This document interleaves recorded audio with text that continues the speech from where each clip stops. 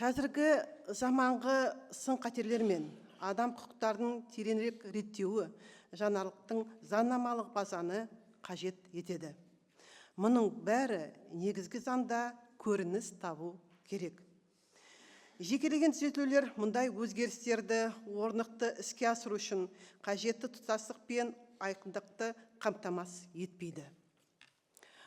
Сегодня наше обсуждение выходит за рамки обычного корректив в действующий текст Конституции. Как было отмечено, в комиссию поступило более 2000 предложений, затрагивающих более половины действующих норм. Все предложения коллег, экспертов и граждан нашей страны значимы и обоснованы. Их логика существенна, а количество велико. Теперь перед нами стоит задача, которая выходит за рамки правки или дополнения отдельных разделов основного закона страны. И это не просто актуализация текста Конституции 1995 года к реалиям сегодняшнего дня.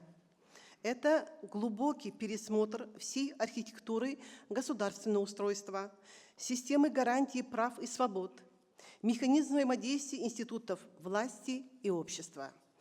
Такой уровень комплексных изменений органично выводит нас к необходимости нового текста, а не к серии фрагментарных поправок.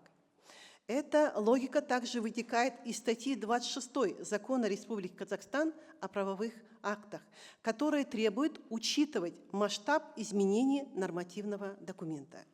Закон прямо говорит, что при внесении изменений и дополнений в текст нормативно-правового акта в объеме, превышающем половину его текста, принимается новая редакция.